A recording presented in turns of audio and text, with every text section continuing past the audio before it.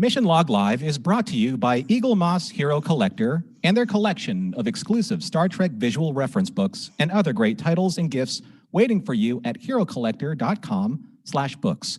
Use promo code MISSION10 at checkout for 10% off all books and graphic novels. Did you know that the C in Norman C. Lao stands for Carl? Am I a guardian of forever? Well, as you know, appearances can be deceiving, but one thing you can count on, well, at least for now, it's 7 p.m. on the West Coast, and that means it's time for Mission Log Live. I am Norman Carl Lao. And I'm Holly Amos, and I don't have any cool names that go with the episode. Tonight, we're discussing Terra Firma Part 2, this time with even more and firmer Terra. We know that all of you out there are excited to discuss how this episode wrapped up, and so are we. Let us know how you felt about this episode and the fate of Emperor Philippa Georgiou. I can't say it. How many names does she title? I can't. Billion. Names. Yeah. We'll just leave it at Philippa Georgiou. Click on the Zoom meeting link or use the one tap from your smartphone or call us at 669-900-6833. In any case, make sure you enter the meeting code and password, and the guardian of Zoom, known as Earl, will open a portal for you. Well done, Holly. Well done. And let's have a little bit fun here. So we're going to say Emperor, and I'm going to read as many names as possible from our listeners here in the comments, and it's going to be Emperor Georgiou's new name. So we have Emperor Dan, Miles, Jim, Carlos, Chris. Let's see. Dave, Chuck, Paul, Alan, Paul, David, Paul, Brian, Philippa Georgiou. So there you go. There's her epic name of epicness. Thanks everybody for joining us. Hey, Alan, how you doing? Tate, how are you? Jane's here. Rick's here. Greetings and salutations to you as well. I do believe we have 3 Pauls, which makes me so very happy. That is a Paulfecta, which means that this episode is a true and bona fide success. Now, coming up this week on Mission Log, we have on Thursday, Blaze of Glory. Now, I am sad to say that this version of Blaze of Glory is not a music video, nor does it star anyone named John Bon Jovi. I am very sad to say. However, it is the wrap-up of Mr. Michael Eddington and his time with the Maquis on Deep Space Nine. Also, coming up next week on Mission Log Live, John is back, and so is Holly, to discuss Star Trek Discovery. Now, remember, folks, it was previously titled The Citadel, but it was just recently changed to Su'Kal. So just make sure that you have your eyes fixated on the new title so that it doesn't pass you by. Yeah. And speaking of, I don't know. I have no sequitur to that. It's a non sequitur. The Citadel outlets here in Los Angeles. That's probably... They should not be open, and they are. And I was like, oh, they changed the name from the Citadel. I like to believe it's because the Citadel outlets here in LA are still open, and they shouldn't be. And I judge them. They have. There's a lot of weighing and measuring and judging, both in how you feel about the Citadel and in this episode. So, that's the fate of Emperor Georgiou and the fate of the Citadel now rests in your hands, Holly. Good guardian of our Mission Log Live show now. Let's talk about Carl and what people thought he was. We asked that question last week in the poll. What is Carl? 184 votes. 26 of you thought that he was going to be a Q. 32% thought that he was going to be the guardian forever. 2% thought that he was going to be a prophet. And 40% of you, the winner, 40% thought that he was some alien named Carl. That is awesome. So awesome. I'm glad that it was just, I hope it's just some weird random alien on this planet named Carl who's kind of cool and does cool stuff, right? I mean, it was pretty obvious to me that it was the guardian. That he couldn't have been anything else with that newspaper, right? I was thinking, now it just popped into my head, that whole, what is love? But now just add, what is Carl? What is Carl? Baby, don't hurt me. And everyone start to do that head dance, like, dun, dun, dun, dun, dun, dun. Sorry, guys. I don't know why. I'm just in that kind of festive spirit. Mischievous, as Carls are most of the time, me being a Carl. So what we got going on this week for the poll, Holly? This week we're asking a very important question. And this is because of Jet Reno. Mm-hmm. Is black licorice good? So far we have 64 votes. 25% of you say yes. Yes, it is. It's delightful. And 75% of you say no, that it's not good. And you're wrong. I am so sorry. I am in that 75%. I don't know what it is. It's just not my thing. This is exactly why I asked, because I knew that I love black licorice and so does my dad. And I knew that you not liking black licorice was absolutely going to be the case and that we could butt heads about it. And there's going to be, if we watch the chat, there's going to be people in there that are like, rah.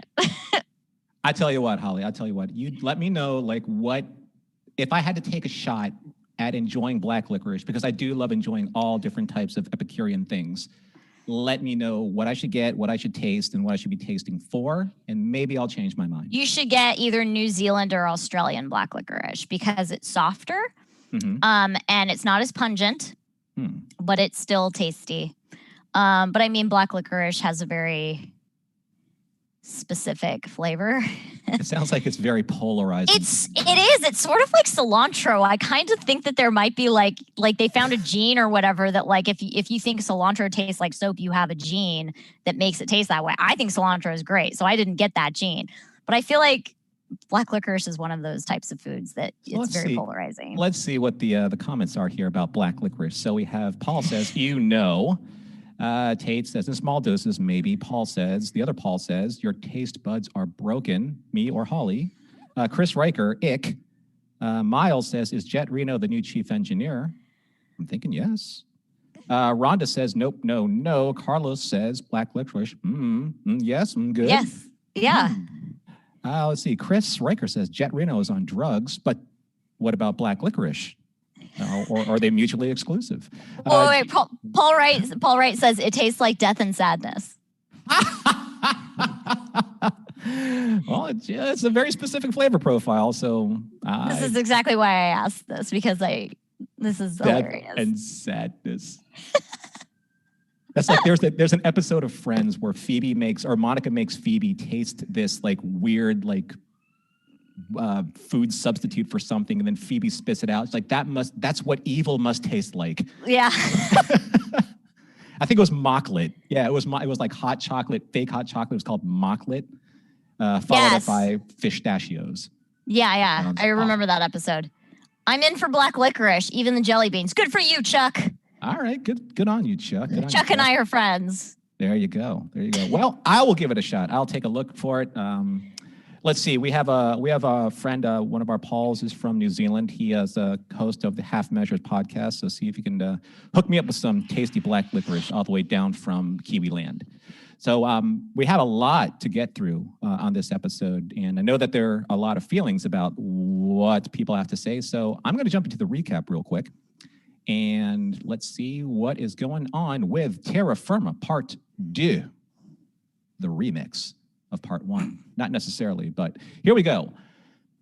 Picking up almost immediately where we left off in Terra Firma Part 1, Michael Burnham is being dragged, kicking and screaming, into the brig, where she awaits her fate at the hands of a far more lenient, yet still ruthlessly effective, Philippa Georgiou, who wants Michael broken, a better example and a warning to all those who have plotted against their emperor. And to keep up the ruse so that she doesn't lose face with the ever-scheming and plotting Terrans, Philippa employs the all-too-effective interrogation skills of one Captain Killy, who is always at the ready to serve faithfully and taking a bit too much pleasure in the process. Burnham eventually succumbs to not only the relentless torture from the agonizer booth, but from the ever-present care from Philippa, who tries at every turn, even with a bowl of fireflies, to make Michael remember what they mean to each other. However, no matter how much Michael impresses Philippa with her acts of loyalty and devotion, including an oppressive routing of all those who conspired with Gabriel Lorca and Burnham to move against the Emperor, all Burnham was doing was biding time to execute her final endgame against Philippa. And finally, in the brig, Philippa Georgiou sealed her fate as she plunged her sword into Michael Burnham, knowing all the while that no matter how hard she tried to change the cruelty of the Terran universe, Her efforts ultimately would fail in a time where such weaknesses were crushed under the weight of the empire that Philippa created. However, Michael was able to land a killing blow against her mother, and as Philippa slowly slipped away while in the arms of the slave version of Saru, she suddenly came to, back on the snowy plains of Dennis 5, and face to face with Michael, but more importantly, Carl, who reveals himself as the guardian of forever, a temporal being and portal that has hidden himself from the universe, so his powers would no longer be abused as they were in the temporal wars of the past. But he offers Philippa a way forward into the past, to a new life with new purpose. And after she disappears, back on Discovery, the crew and Michael remember the life, the spirit, and the indomitable will of Philippa Georgiou and how she shaped the lives and destinies of all those who crossed not only her temper, but her path through time and space. Meanwhile, on Discovery, Stamets, Adira, and Book pool together their talents and resources and find an unorthodox way of using emerald chain signal boosting technology to locate and lock onto the Kelpian ship that lies at the center of the mystery of the burn, a mystery that now has a location and coordinates for Discovery to, well, discover. The end. Thank you very much. Thank you. So yeah, that was a very short synopsis of something that was a very complex episode with a lot going on and a kind of like a tone and a pace that was, I think, a lot different than Terra Firma Part 1, wouldn't you say? Yeah, I mean, we were discussing last week how John and I and some viewers agreed with us that we were a little bit disappointed that we were spending so much time in the mirror universe. And I kind of don't feel that way. I think that this episode did a pretty good job of changing the perspective of the viewer simply because of Philippa's story arc. Mm-hmm. Because it becomes even more blatantly clear in this episode that she's changed as a person. And that was literally what she was being weighed for, to see if she would make different decisions. And I think that was a really interesting message. So I'm not disappointed that we spent some more time in the mirror universe. You know, the interesting thing about her going back into the mirror universe after spending so much time, say, on board Discovery with Discovery's crew, and either by osmosis or just by the sheer nature of being in such proximity of all of these different, say, higher morally based characters, that in some way that would change her as well, especially what happened with Saru, because she, in a way, was root beard. You know, to use the Deep Space Nine terminology, you know, the Federation, you know, was the bubbliness and the cloying sweetness of the Federation just kind of infiltrated her, almost kind of like at that very subconscious level, where certain things did check her morality at times. And yeah, of course, you know, all of her disciples, especially Michael, would notice any change in that behavior. And who knows what Philippa could have done with the Empire if she were able to move forward with this. I wouldn't say that she was a fully changed Terran, but a more well-tempered Terran. Right. And I think that becomes blindingly apparent when she sits down next to Michael, who is either asleep or is pretending to be asleep, and gives her the bowl of fireflies. Because I was like, there's no way that the original version of Emperor Georgiou would have done anything like that. Like, just and not even in public. If somebody, because someone could have walked into the brig at any time and said, like, what are you doing? She's like, oh, I thought these were nutritious. You know, it's just like one of those things where it would be at a private moment in her private quarters, doing something privately between the two of them. But let's put a pin in this and let's get to our first caller to see what Chris has to say with his very festive Santa hat. So, hey, Chris, how you doing? And thanks for calling in. Good to see you, my friend. Yeah, good to see both of you. I got my Santa hat. It's kind of hard to see because of the background, but it's green and it has the Oregon O logo on it, which is, I'm an Oregon alum, so I got that. Oregon Ducks? Yes, go Ducks. Oh, I have friends that are alums too. Oh, there we go. Yeah, doing good. Today is actually my birthday, so this is really Mm, fun. Happy birthday. happy Thank birthday! you. Thank you. But no, yeah, I like this Cheers. episode. There we go. Yeah. I think it's interesting. Well, I don't necessarily disagree with where Giorgio ended up at the end. Like, I buy that sort of moral turn. I feel like it might have been, it feels at least to me like a little rushed. Like, she was, for most of the 2 seasons that we've had her, she kind of just existed as like the sassy mean girl character, which Michelle Yeoh does wonderfully, and I like that. But I feel like we sort of, like, it was just, and we're going to drop you into the mirror universe and we're going to get all of the sort of moral turnaround. And again, I buy that Georgia would have changed that much, but I would have liked to see like maybe a couple nuggets of that before we got to Terraformer parts 1 and 2. But I liked how we ended up. Big fan of Carl. Big fan of that whole end sequence after she comes back. All of that was really good. But yeah, just maybe a little rushed for me, but doesn't detract from the end game of it. Well, I feel like, interestingly enough, that, her being Mirror Giorgio, being in the Prime universe, she still put up this front because it wasn't a secret that she was from the Mirror universe. Like, everybody knew that this is not the original Giorgio. The original Giorgio is gone. She died. This Giorgio, I feel like, put up a crazy front and overcompensated because she was surrounded by people who were like morally good. I mean, even the last sequence that we see with her and Tilly in the first episode, she feels overtly mean in it. And I know it was because she was scared. But it also feels like she just does not want to admit that she has any sort of vulnerability. Whereas when she's around people that are from the Terran Empire and people that grew up in the Mirror Universe and that's all they know, it gives her a little bit of freedom to not have such a front up in terms of being how you put it, a mean girl. Because I think that the Prime universe made her softer, but she was afraid to show it. And then she got into the Mirror universe and she was like, actually, this is terrible, and I'm going to take it down a notch. Mm-hmm. I think that it's an interesting perspective. It made her a well-rounded character, I think, or at least took a more well-rounded approach to how she would govern from that point on. Because there was a point where,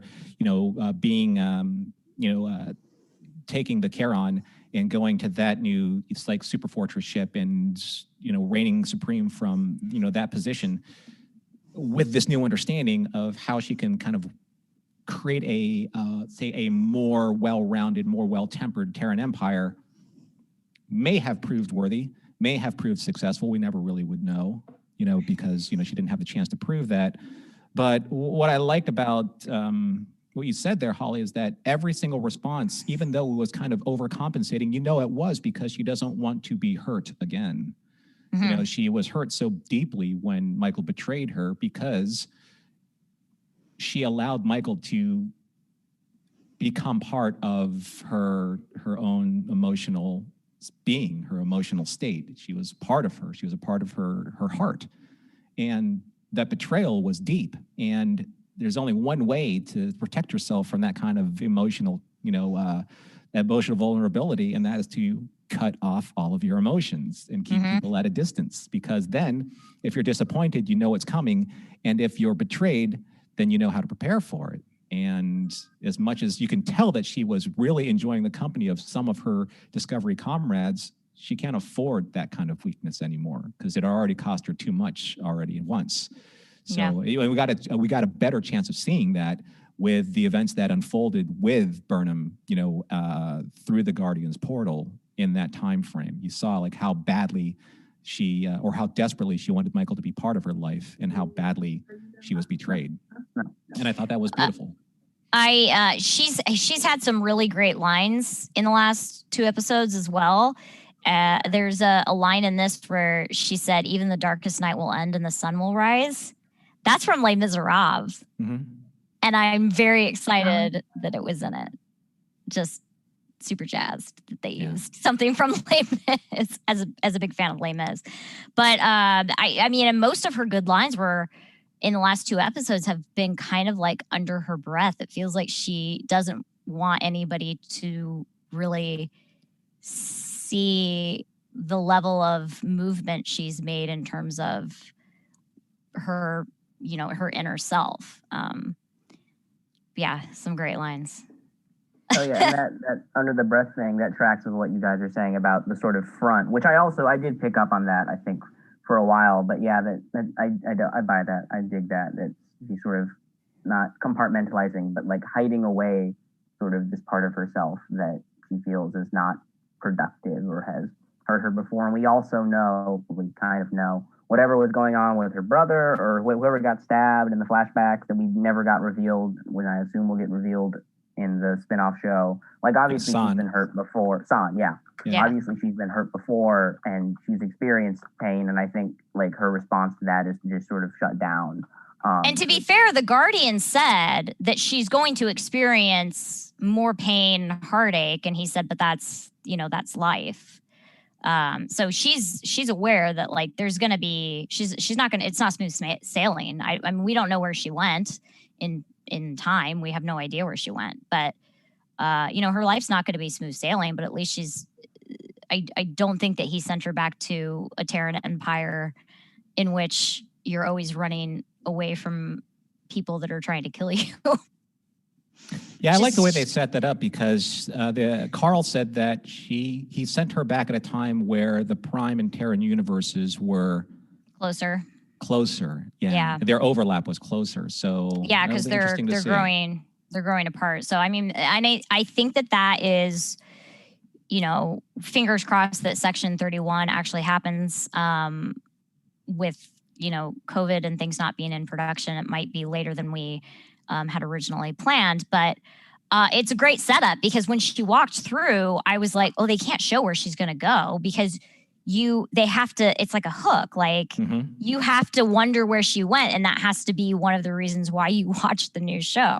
Right. Genius on the writer's part. So yeah, it's very well possible like the opening of whatever show that is might start off with her walking through the Guardian. Yeah. On the other side. Speaking of openings, Chris, what did you think of the opening sequence for this the Photoshop episode? Inverted? That was cute. Yeah. I like that. Yeah, that was fun. That was whenever you get to play around with an opening, I dig it. Yeah. Yeah, the mirror. I mean, obviously they didn't do that for the first episode because we didn't know. I mean, the title of the episode kind of gives it away. I was like, Terra, Firma, we're going to the mirror universe, but it wasn't fully stated. So that intro was normal. And when this intro came on, I was like, oh, they're pulling an Enterprise where the intro is different. This is awesome. Yeah, I think they did a good job. That was really interesting. Yeah. All right, Chris, we have time for about one more point if you'd like to talk about the episode for just a little bit longer, and then we can get on to our next caller. Yeah, I will say, I'm sure this has been said before, but it's worth saying again. Carl is wonderful. I love the guy who plays Carl. Even before I knew he was the Guardian, just the idea of this old, affable guy just vibing out in the tundra. He's like, oh, you're cool. I dig you. And the fact that he's the Guardian, I like that. I'm also a little sad because we probably won't see him a lot again because obviously he's out here hiding for a reason. But, right. I would love to see him again. He may or may not be going on my cosplay list. So we'll see how that goes. But no, this was a good episode. I will say it's a good backdoor pilot for Section 31. It's a nice wrap up for Georgiou and her arc that we've had. I enjoyed it, and yeah. Good backdoor pilot. That's a good way to put that. But you mentioned your cosplay list. Georgiou's gold bathrobe in this episode is officially on my list. That came on screen, and I was like, oh my, and I live alone and like we're all supposed to be like quarantining and stuff. So I like have nobody to talk to. I'm like, are you guys seeing this? That robe was magnificent and I want to make it. That's a lot of gold going on in the Terran universe. There is a lot of gold. And you know what? All the mirror universe outfits with the leather and like the breastplates and like it's all very medieval. It's all I'm not even like the gold never really struck me for some reason. And I was thinking about that when I was essentially falling in love with her bathrobe. Is I was like, she has that crazy coat with the big neck and that's all gold and like all of their armor is gold and like why didn't I get turned on with that? No, it's the bathrobe. I want that. I personally got turned on with the black and red armor like Culber was wearing. Oh, yeah, the medical. Baller. Yeah, so cool. Yeah, I'm sure that's going to get cosplayed a lot too. It was gorge, as they say in the biz. It was gorge. No. Anywho, Chris, it was good seeing you, my friend, and happy holidays to you, to your family. I hope Happy you stay safe. birthday! And happy birthday. Thank you. Yeah, happy holidays to all you guys as well. All right, take care, my friend. Good seeing you. All right, see ya. All right, before we get to our next caller, let's take a check-in here with our sponsor, Eagle Moss, Hero Collector, and let's talk about what's going on with the Star Trek Bookshop. So a lot of the listeners that come back week to week to week have probably heard this, but if you are here for the first time, we would like to tell you about the various collections of model starships that the Star Trek universe has been represented by Eagle Moss Hero Collector. Now, you may be familiar with those because they have been out for a much longer time than these books. But now these books from Eagle Moss Hero Collector are out, and they are fantastic. They are expertly researched and developed by Eagle Moss Hero Collector, expert and Star Trek detail maestro extraordinaire, Ben Robinson. I'm trying to give him like the Philippa Giorgio title, right? Yeah, Ben is a walking encyclopedia of Star Trek. So and these books are the they are the walking, talking library, I think, of his mind on paper because they're so fantastic. They're so detailed. They're let's see, they are representations of a lot of what you can see in the individual magazines from the ships. And these are all bound and collected into these fantastic hardbound books, such as the Star Trek Shipyards books. And they're like a timeline of almost every ship that's appeared in the Star Trek TV show series and all the movies, from the original series to Discovery and all the way back to Enterprise. And some of these volumes are dedicated exclusively just to Starfleet ships. Some focus on ships of other members of the Federation, like the Vulcans and the Andorians and Tellarites and Bajorans. Yeah, I think I'm reading your copy, Holly. You are reading my copy. It's fine. I was letting you go.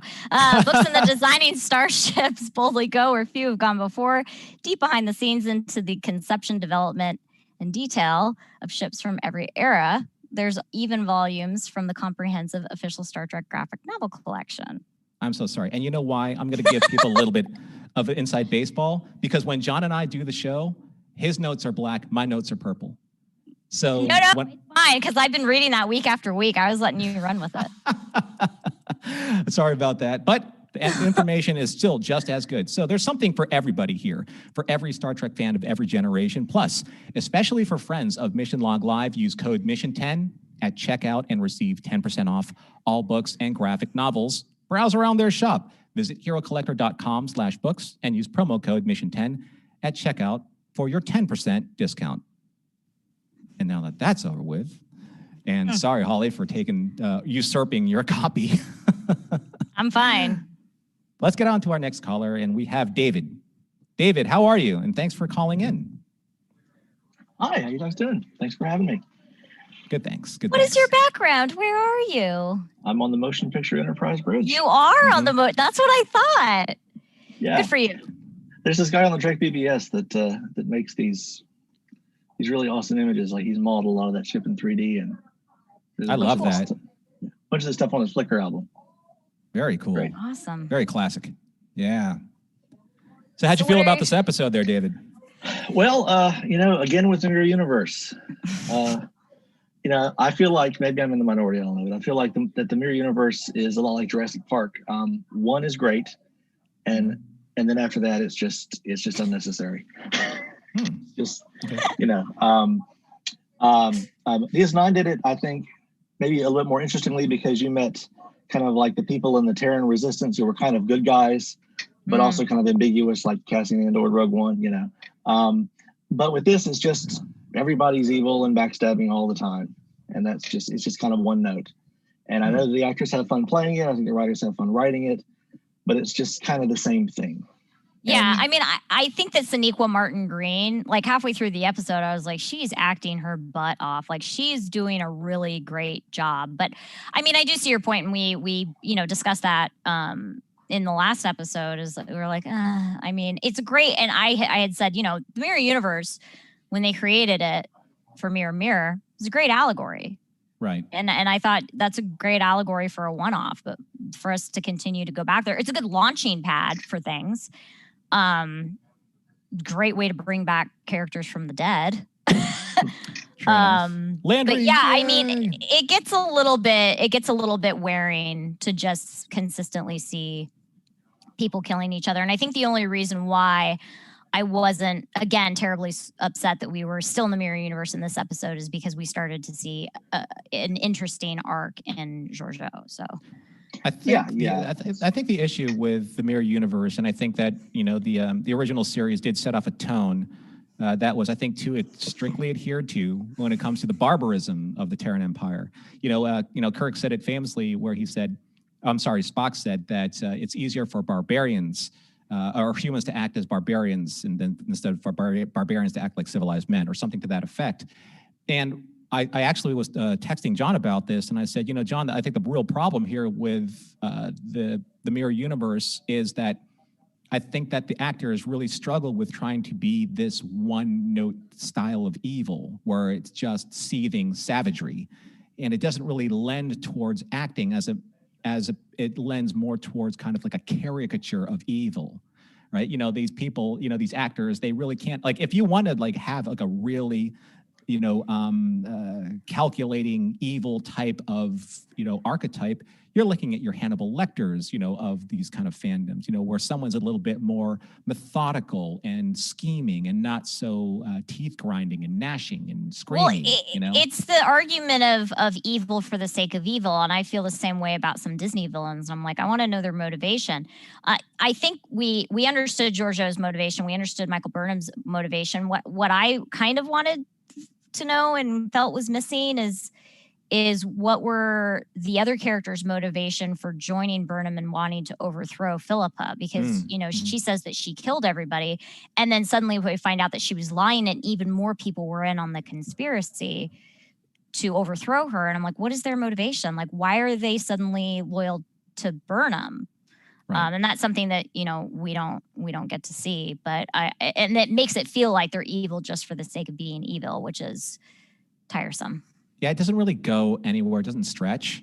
And I think the most complex, or maybe the second most complex character in the mirror universe was the Intendant, Nerys, Kira Nerys, because she didn't really play it being, again, that caricature of evil. There was a lot of subtlety to what she did, and a strange amount of empathy, the way that she treated, her subjects. But the way that they portrayed Spock in the mirror universe is that he was so calculating, right? And he was so reserved and withdrawn because he wanted to observe, and he wanted to make sure that he was 10 steps ahead of everybody else, because he knew that violence, for violence sake, was one way of approaching being able to protect yourself, but being able to use intelligence as your weapon and use forbearance as your weapon was a far better strategy in the long run.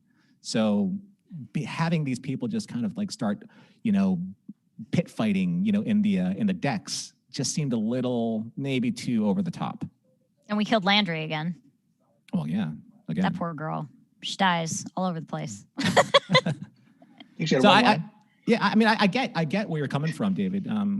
And perhaps maybe they wanted to get this two-part out of the way to kind of put a capstone on the mirror universe for a while and see where, give Giorgio this kind of like a fresh start moving forward with both a Terran and Prime universe balance to her character as she goes into Section 31, because she can't be ruthless all the time, because that's just ineffective from kind of like covert operation standpoint. It's kind of like the enemy within, right? You have to have both sides of the equation. You have to have the ruthlessness, and you have to have the compassion to be able to do and weigh and measure what you need to do in order to get your job done effectively. So she can't just be torturous all the time. She has to understand and empathize with why she's doing it. So I think that's probably where they're maybe going with this. I don't know, but I'm kind of glad that we may be putting that to the side for a while, because I too am not the greatest fan of the mirror universe content in general. I understand it as a tradition in Star Trek, but I think that personally we lost some time in a fantastic story that's been being built in Discovery about the burn, And Yeah, I want to get into that nebula, man. Yeah, right? I mean, there's very little new information in this episode in regards to them trying to figure out where the burn originated. I mean, we know that we located the ship, and that was like a B storyline. And I was like, nope, that's what the whole series is doing right now. And I know that they needed a send off and they needed a launching pad for Georgiou, but I'm also I want to get into that nebula, guys. Where'd the burn come from? So, David, with your background, I'm taking a huge leap of faith in saying that you're probably an original series fan or leaning that way. Yeah, that was my first. Yeah. Yeah. So, how did you feel about The Guardian? That I really liked. Okay, good. Good. We have, of course, we've only ever seen The Guardian one other time in live action, but it showed up tons of times in novels and comics and different fan works. I love the film that James Cawley's group did. Where there was a big giant guardian they flew the Enterprise through. That was cool. But in all of those incarnations, it's always been a giant stone donut that sounds like Bart Lurie. So it was so cool to see them, kind of go outside the box and say, no, that's not all the Guardian is. It can be something else too. He can be personified, yeah. And I think that's why a lot of people, when we asked last week, like it was very obvious to me, but based on really deep cut Easter eggs, that it was the Guardian of Forever. But I think a lot of people couldn't see him being the Guardian of Forever because he was suddenly personified. And like we've only ever seen, well, like you said, a giant stone donut talking to people. The reveal I thought was great. And I knew that there was going to be a huge divide of people that thought that wasn't original for them to be using that again. But then there was going to be a lot of people, myself included, that really enjoy callbacks like that. And the reveal was fantastic. I was screaming. I thought it was in my apartment yelling. It's a super fresh approach. And, you can also see, if you're a fan of Doctor Who, you can also see how Carl is kind of like a TARDIS. He takes different shapes for different reasons. And there's an episode with David Tennant, Matt Smith, the Doctor's wife, where the soul of the TARDIS, became personified as a being, much like Carl took the personification of a being as instead of being the Guardian, the stone donut. So, I'm not saying that it was lifted. I'm just saying that a being of such ancient intelligence is more than just a construct, right? It has a far greater ability beyond our capacity to understand. Or Spock's, since he loves trolling Spock. It's like, or in the original episode, it's like, I'm beyond your understanding. Really? Okay. Carl also had some great lines in this. I know I already talked about Philippa's great lines, but personifying him gave him the ability to have some really poignant lines. My favorite line of his is, he sort of says it in passing, like right before the reveal happens, so it kind of gets lost, but he says, you can't just live in doorways. Yeah. And I thought that was such a great line. And I mean, the reveal happens right after that, and I think everybody's, zones in on that, but I'm like, that line was great though. Are we forgetting that? Are we ignoring that? I love kind of like the lovable, huggable uncle look of him too, right? Yeah. He was so non-threatening, but at the same time, though, he was irascible, I think is the word, maybe irritating just because he's not answering. It's an interesting thing that the Guardian of Forever personified in this human body, understanding of a human body, never answered anything linearly, right? He always answered things in a very temporal kind of timey-wimey, wibbly-wobbly kind of way. I mean, so did the Guardian Forever's always done that. Oh, yeah. Even when it wasn't a personified version of it. That was true enough. Did anybody else get some inner light vibes when Georgiou comes to, like she wakes up, having been gone from her perspective, she was gone for, like, she says months, and it turns out it was 3 months. Mm-hmm. And Burnham is like, that's impossible. She was unconscious for less than a minute. And I was like, oh, that's like the inner light. Did anybody else make that connection? Yeah, well, Yes, and you know, in a grander, like kind of as a grander fan of like, you know, temporal mechanics and all different types. Yeah, and that's what I'm saying. You know, like the use of temporal mechanics was the same way like the inner light knocks out Picard, and he's unconscious for like 25 seconds, but he's lived this whole life.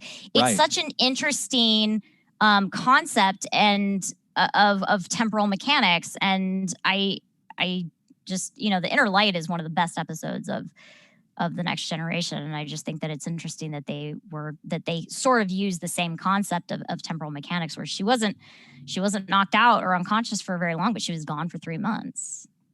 Yeah, and I think what's nice about that is that it gives her it gave her a glimpse of what could be, instead of just like, you know, I was only there for like 24 hours or 48 hours. No, I was there for, you know, a significant period of time where I was able to see things develop, where I was able to see Burnham for, you know, who she really is, what she was really doing. And, you know, in a flash, it's kind of like, you know, the old adage, I've seen my life, you know, flash before my eyes. You know, you see an entire lifetime in the blink of an eye.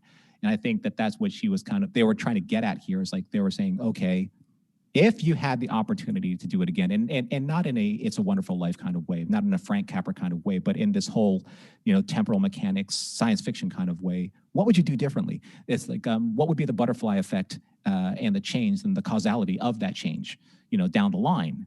And she was trying for it to be Burnham. Like, I need to make her better. You know, I need to make our relationship stronger so that she can succeed me and make a better empire based on what I understand and my the way that I've changed thanks to the crew of the Discovery. So there's a lot of kind of this you know, this causality that's going on with these characters, and she tried.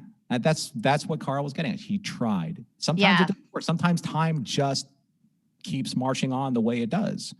Yeah, there's people in chat. Ken Carpenter, who has called in before, says it's like that the same concept happens in the movie Contact, which was written by Carl Sagan. You know, she falls through and she's experienced all of this. And they're correcting me. It was not 25 seconds for Picard. It was actually a whole lifetime in 25 minutes. But it's still the same concept, where he experienced a large amount of time and not very much time in comparison to us. But I think, you know what, I really enjoy that concept, I'm finding, because my favorite episode of Star Trek of all time is actually a Voyager episode called Blink of an Eye, where the planet is experiencing time differently than space. I think I just really enjoy that concept as a science fiction principle.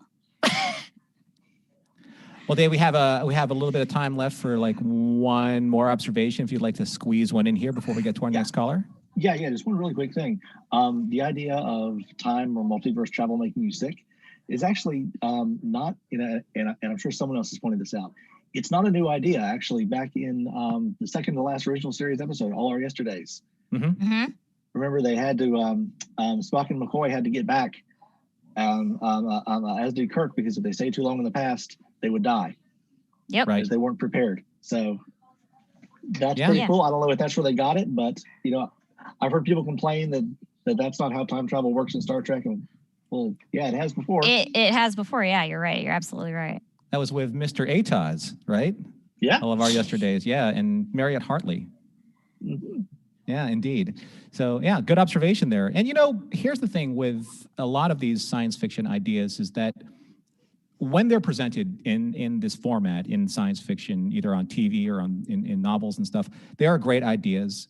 They are not formulaic, and they certainly are not a template for how things must be done. You know, so there's going to be a certain amount of flexibility that people are going to take and try and expand upon these ideas, because these ideas are good and they want to take them and run with them their own way. So, you know, with, say, like, you know, Harlan Ellison's idea of the Guardian of Forever, and now this new version of the Guardian Forever, it's not so much how we adhere to the strictness of the canon of that character or that entity, but where do we go from here with that? What are the opportunities that we can have with a being that's basically as ancient as time itself and can manipulate time, right? The opportunities are really endless there. And if you don't take advantage of that, then what are we doing, right? Yeah. It's But good.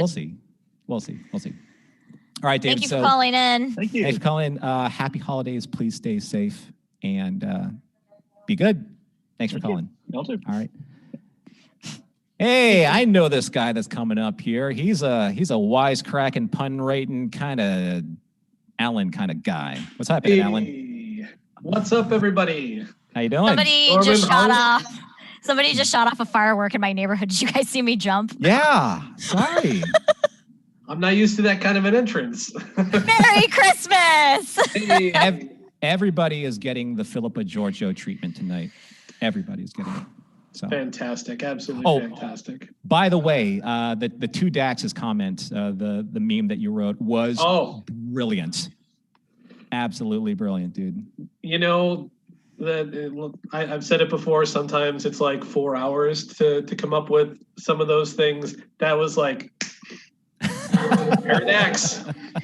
Done. That's so funny. I'm Paradox done. or a pair of Dax. Well done. Yeah. So where did you land with this episode? Where did you land with? Was it more Firma this time with you, or not as Firma? Well, I think if I remember right, last week I was saying that I was kind of waiting to see how everything wrapped up. I thought that it was mostly good. I think that I am ready to be done with Mirror Universe for a while.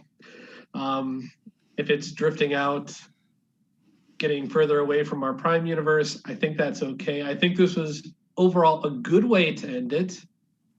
I did have a couple of kind of big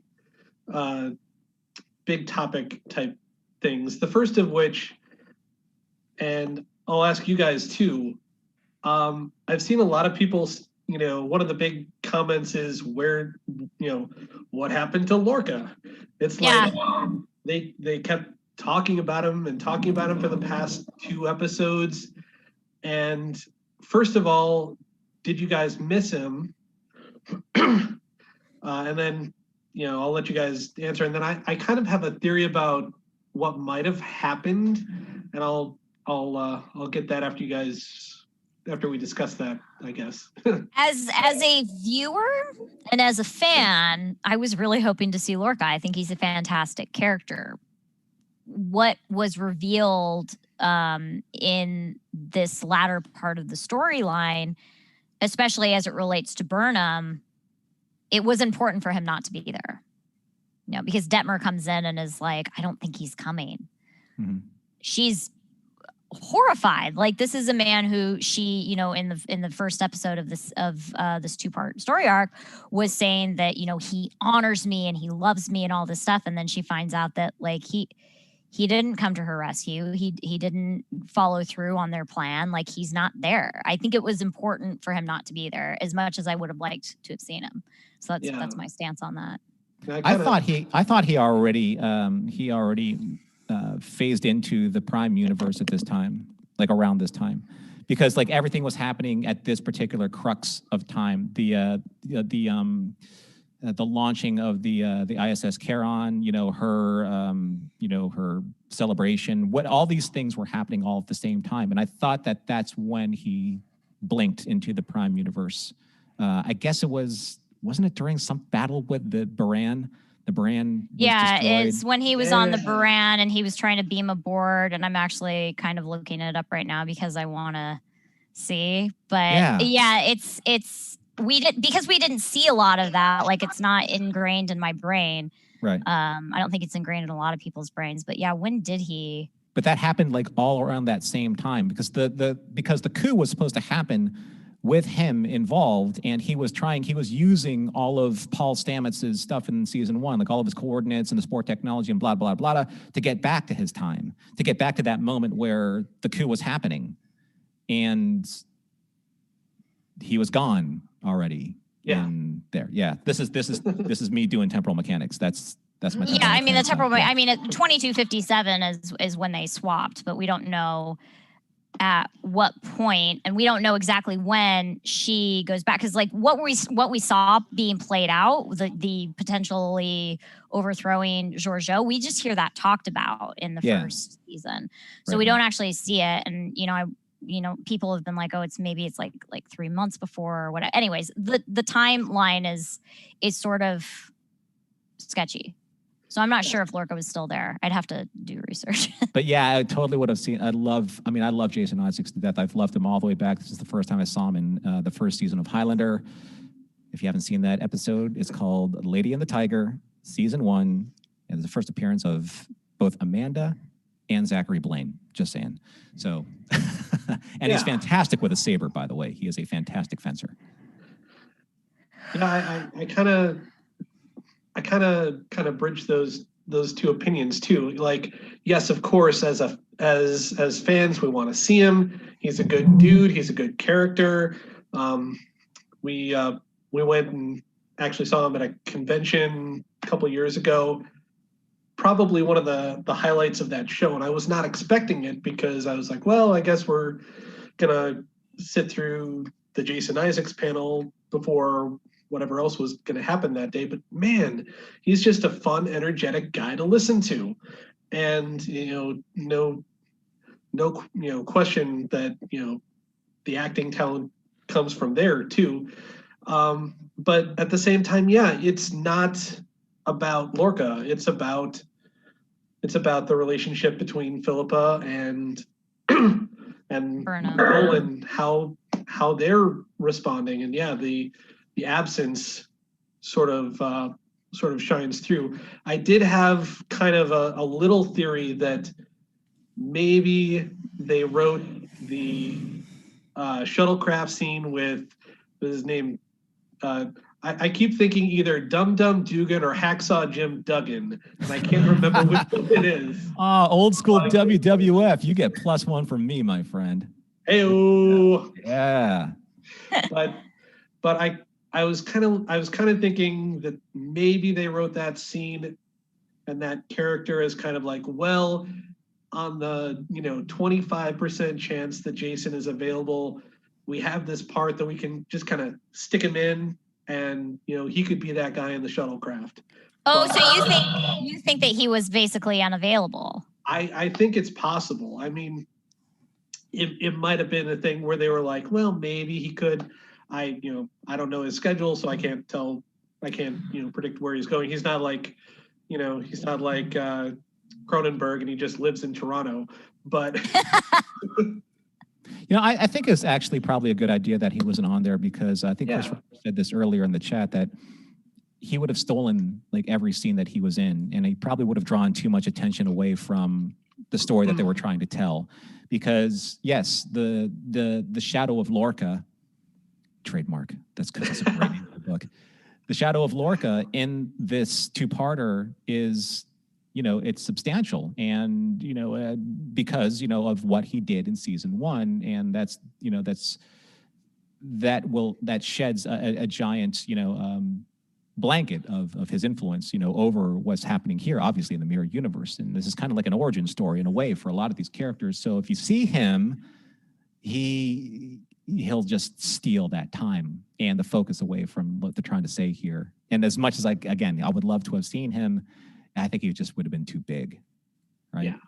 Too big of a presence. Yeah, I definitely sort of, you don't want to take focus away from the relationship between Michael and Philippa, the growth that Philippa shows, the sort of ultimate, failure-ish. I mean, there's the carrot and the stick, and she used a lot of stick to try to win Michael over. I don't know if that was necessarily the best result, but you got to try, like Carl said.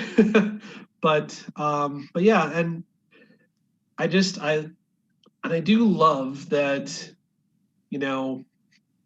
I think it says a lot about Star Trek and the values of Starfleet and the Federation and the show that they redeemed. Let's just call her Space Caesar.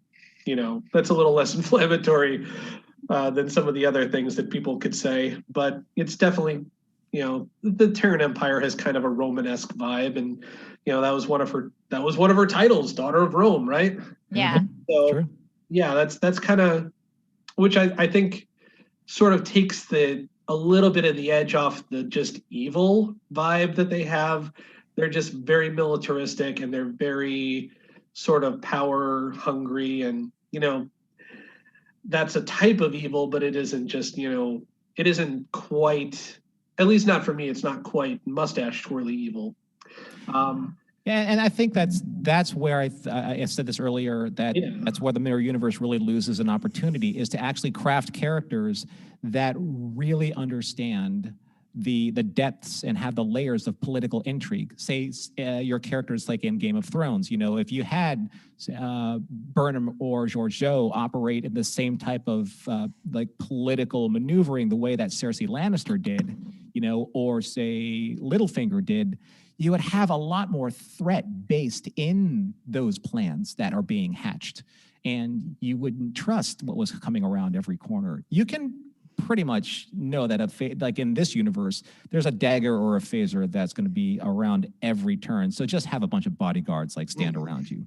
But you don't know where that poisoned word is going to change the destiny of like an entire empire. That's the kind of political intrigue that I missed, in this mirror universe. Yeah, there was one aspect of one of the mirror characters that I thought was great, and that was Mirror Saru, or I mean, he's not actually named Saru, but when he comes in during the fight sequence and he comes to essentially save the Emperor, who has been being nice to him for, reasons unbeknownst to him, he did kind of catch on that he's like, you're not a Terran. But when he comes in, that is the side of Saru that we've not seen him like just throwing people against the ceiling. And I was like, I love Doug, man. He's doing such a good job. Guilty and rage. Talk about WWE. Yeah. I mean, I think that was kind of one of those it was a little bit funny, but also really awesome and kicked butt, was seeing the Kelpians coming in with their like Dr. No gray Nehru jackets, toting space AKs in the middle of that fight. That was awesome.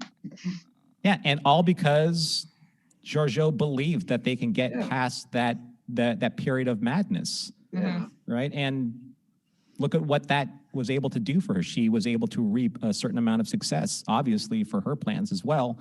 Sure. But I thought that the scenes with Michelle and with Doug, I thought were always like beautifully done, because I think they just have this great chemistry together. There's something very natural between the two of them.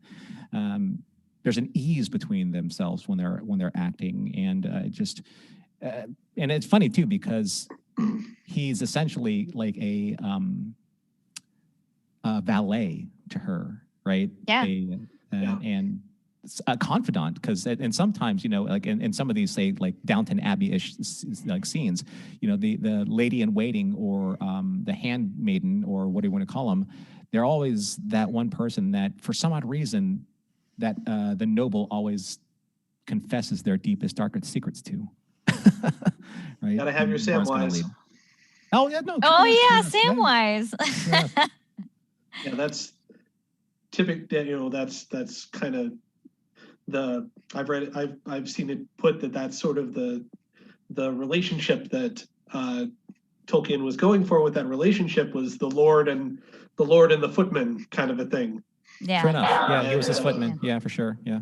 Mm-hmm. And so I guess the other thing that I wanted to get you guys to check your temperature on, I liked, like I said, I liked the redemption for Georgiou, but I felt that the show kind of laid it on a little bit thick with the conference room scene and the goodbye between Michael and Philippa. There was one line in particular that kind of stuck out at me, and I was like, nope, I don't think I agree with that. And that's the "you are my Philippa." I was like, no, Michael, she's really not. And I know that the show itself kind of had Michelle, demur and be like, oh no, but they gave her that line and they made her say it. And I was like, oh, it's just, no, she's not.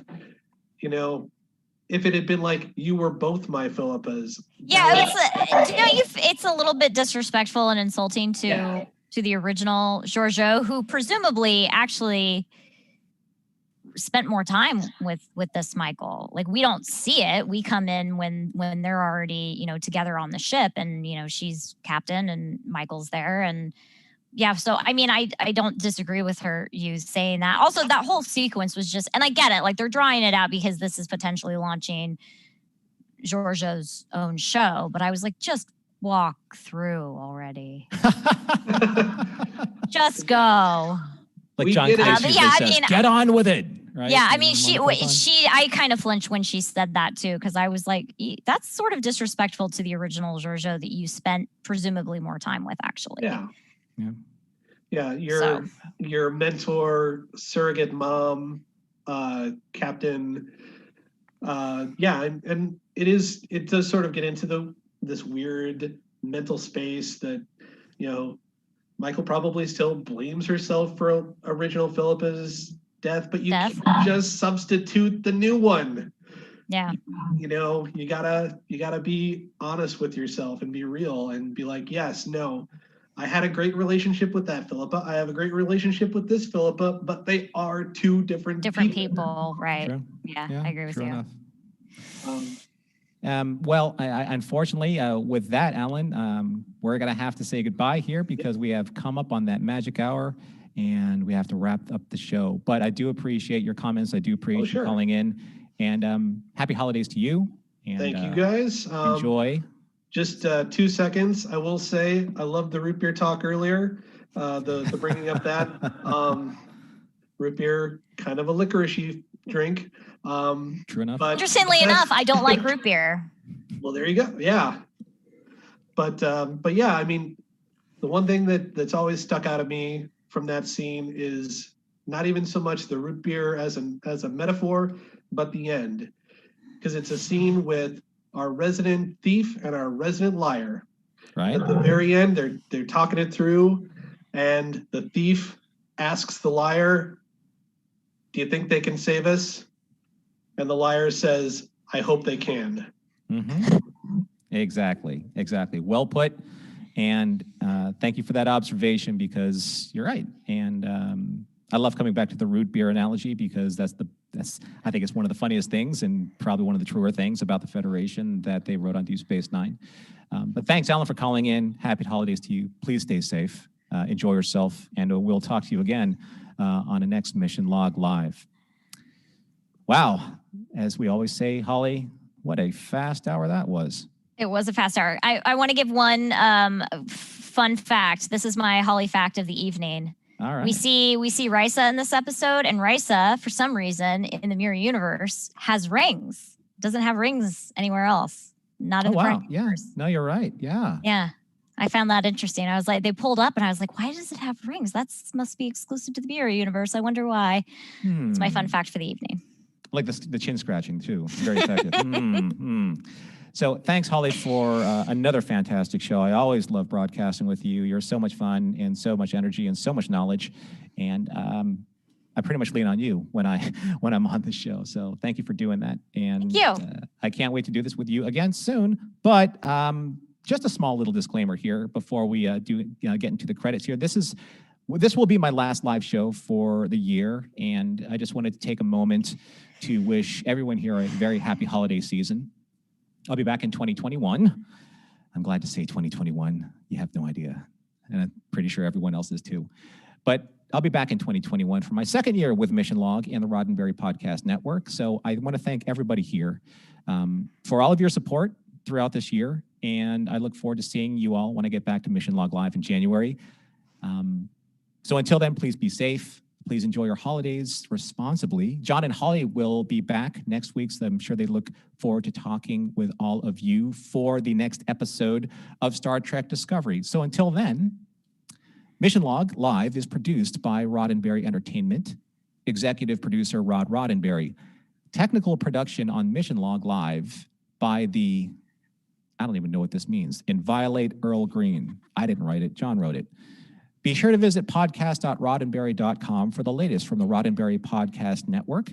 If you'd like to support Mission Log directly, give us a look at patreon.com/missionlogs and pins, accessories by cufflinksinc.com. And thank you to Eagle Mouse also for your sponsorship and support. Holly, I want to wish you the happiest, safest, and most excellent of holiday seasons. You too. I really Thank you enjoyed very doing much. these shows with you. Thank you. I look forward to doing to doing more things with you in the future. Absolutely. So do I. And so be safe, enjoy your holidays, and we will see you in the new year. Thank you, Earl, for all that you do. And everyone, we'll see you again next week.